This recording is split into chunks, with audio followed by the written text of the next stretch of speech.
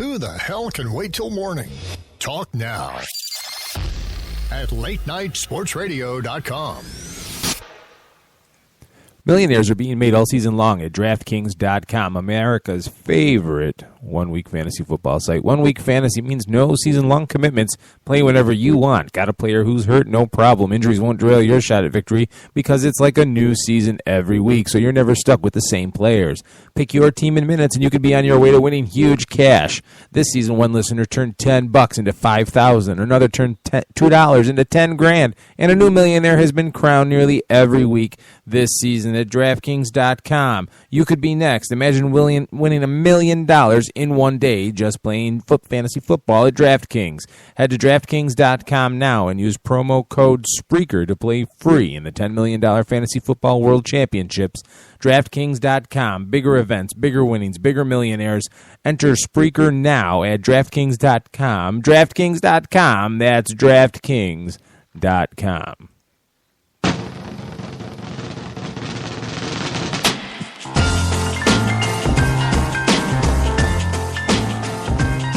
Still reeling from that Thanksgiving dinner.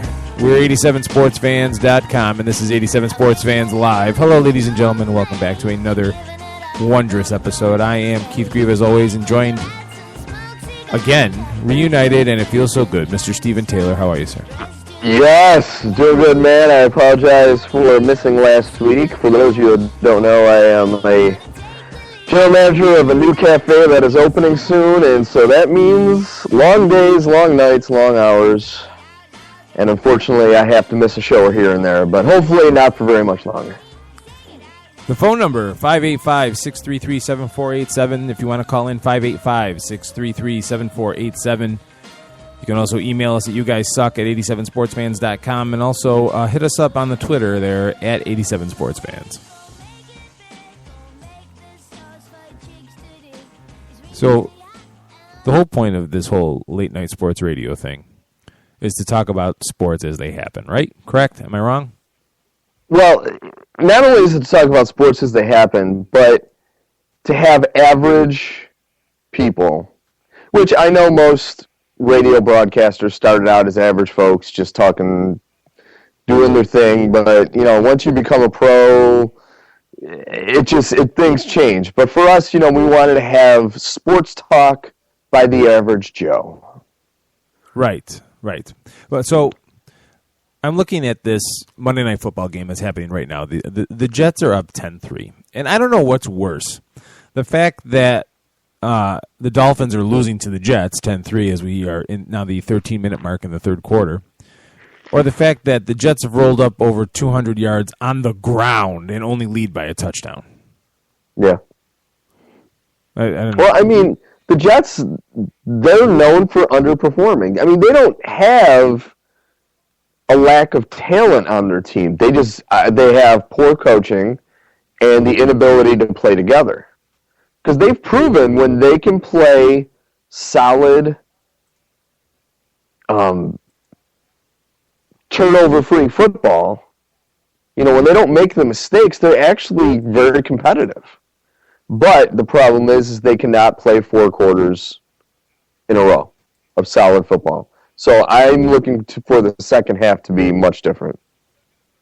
Well, let's see. Here comes Tannehill and nearly intercepted. So we'll divert our attention away from the disastrous that's happening. And let's talk about another sport for a second, because we got Jim Sarentias coming in for the FantasyGreek.com at the top of the hour for the NFL Hour. We will talk all NFL for an entire hour, folks.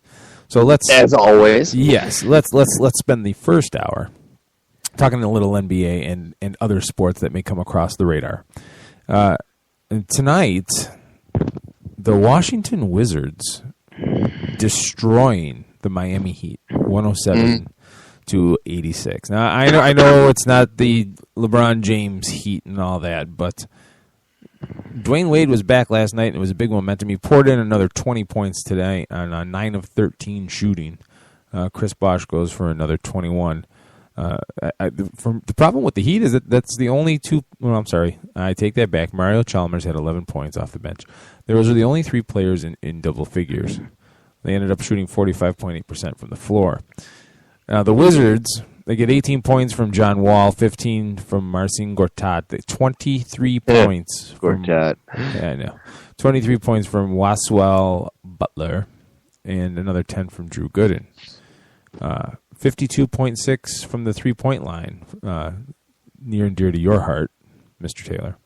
The Heat. Yeah, and that's the thing. 2 for 22 for the Heat. Yeah, 2 for 22. I'm pretty sure that if you or I played the Heat 5-on-2, we could put in more than 3 3-pointers in 48 minutes. Oh, yeah. I could do it just by accident. Well, yeah. Which most of mine were in our days. But don't sell yourself short. You were the meanest son of a gun to play recreational basketball. That's right. Meanest son of a gun under 6 feet. It's because it was all smoke and mirrors. No one saw you coming, and then once you started hitting some threes, then they couldn't figure out how to guard you. It was too late. Yeah, I'm right. See, and by looking at what happened with the Heat tonight, you got to wonder, maybe they need to start listening to Byron Scott, who's anti-three-pointer, because when you hoist up 22 threes, you better be in the 40% of making them, or, that's some poor decision-making, poor coaching, in my opinion. In all fairness, when you're losing, though, you do tend to chuck a little bit more. And that's the problem. Yeah.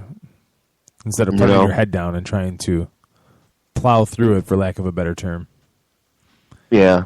But, I mean, because you look at that game tonight, I mean, for the most part, the Heat were never really out of it to the point where chucking needed to be. They were down 64-49 at the half. Yeah, but that's not insurmountable, especially against the Wizards. That's when you say, all right, play some defense. Let's get our focus back. And I don't know. It just seemed to me like there are bigger issues. Oh, definitely. I'm going to look at Chris Bosch's shot chart, by the way, and only one of his makes came up close to the basket. All of his makes came away from the basket. His closest make, other than the one I mentioned, was at the bottom of the circle in the key. Everything else was that far away. And if you ask me, that was the problem with the Heat last year, and that is the problem with the Heat going forward. They do not have a post presence offensively. No, not at all. And I mean, one other stat that's kind of went under the radar. Well, 2. They were out rebounded by 9, which doesn't seem like a lot, but 9 rebounds, that could make a huge difference. But the Wizards also had 17 more assists in this game. So, I mean, you put all that together, the shooting percentage, getting out rebounded, and a lack of assists, it points to, like I said, it points to some big issues. Yeah, if you're not getting assists, the ball's not moving. You know what I mean? It's all indicative of other things. Yeah.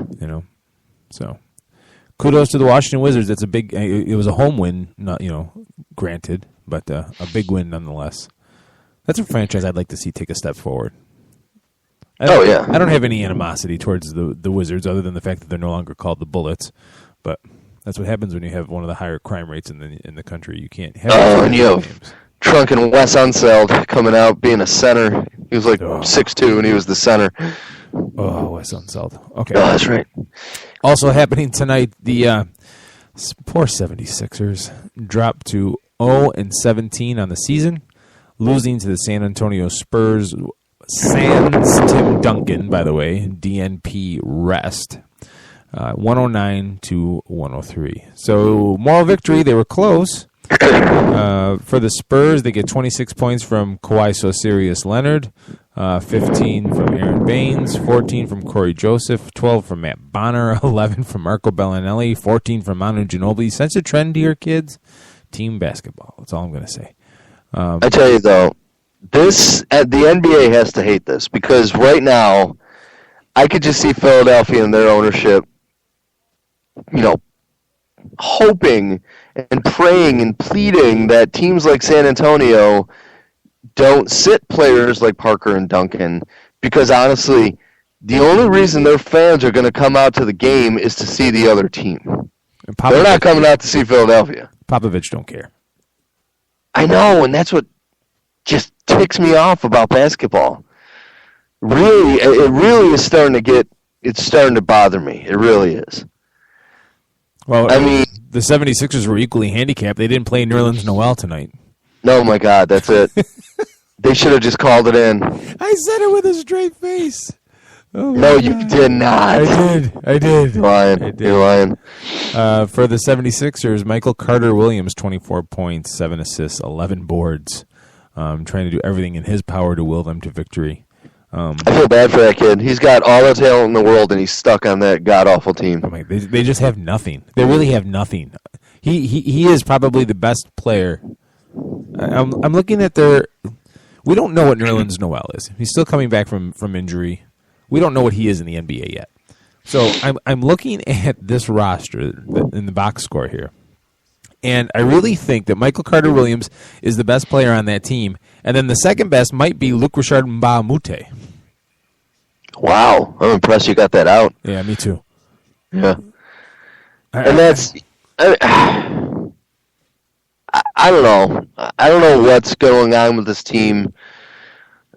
You know, it's such a proud franchise to see them just be garbage.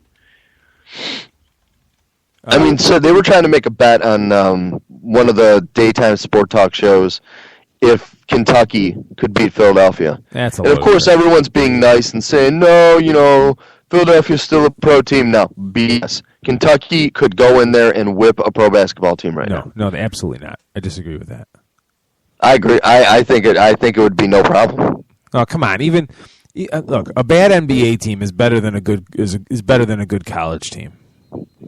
See, not necessarily, because you look at some of the best college teams out there, and you know, not the weird ones that slip by that play one-on-one basketball, but most of the solid college teams play, you know, team basketball, and a lot of that has to do with great coaching, which.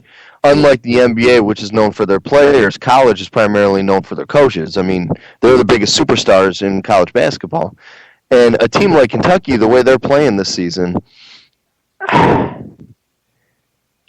think they could beat them. I just, regardless of how bad the Sixers are on the NBA scale, they're still better than the best college team, just because you have to think of intangibles like height and muscle, and you know, this team, the 76ers, is nothing in the NBA, but they had some talented college players. Nerlens Noel, Jeremy Grant had a nice season for Syracuse last year, even though I don't think he should have gone to the NBA. I don't think Michael Carter-Williams should have gone to the NBA when he went to the NBA. Luc Richard Mbah-a-Moute, yeah, not going to win, not going to be an All-Star and MVP consideration, but yeah, he could beat a college player. They could do it. It might even be close, but they could do it. I'll give you that much. And the halftime game going on right now, the Denver Nuggets, the suddenly resurgent Denver Nuggets, beating the Utah Jazz 62-23 at the half. Nuggets, Darrell Arthur with 10 points. Ty Lawson with 9, Aaron Aflalo and Kenneth Farid and J.J. Hickson all with 7, so they're getting it from everybody. JaVale McGee has not entered the game. Alonzo G has not entered the game yet. For the Jazz, Enes Kanter with 13, Gordon Hayward with 9. Derek Favors did not start today. Trevor Booker started in his place, 4 points on 2 of 4 shooting for him, 6 boards. God, what do you think about the Nuggets? Now they're 8-8, so their record is not indicative of their recent success. But they're 4th in points per game, 4th in rebounds. But they are a little Swiss cheese-ish, if you will, on the defense, giving up 105.5 a game, 26th in the league. They've won. I'm counting them off right now. 1, 2, 3, 4, 5, 6, 7 of their last 9. On pace to make it 8 out of 10. They got a big game tomorrow night against Portland at home. Are you feeling good for Brian Shaw right now?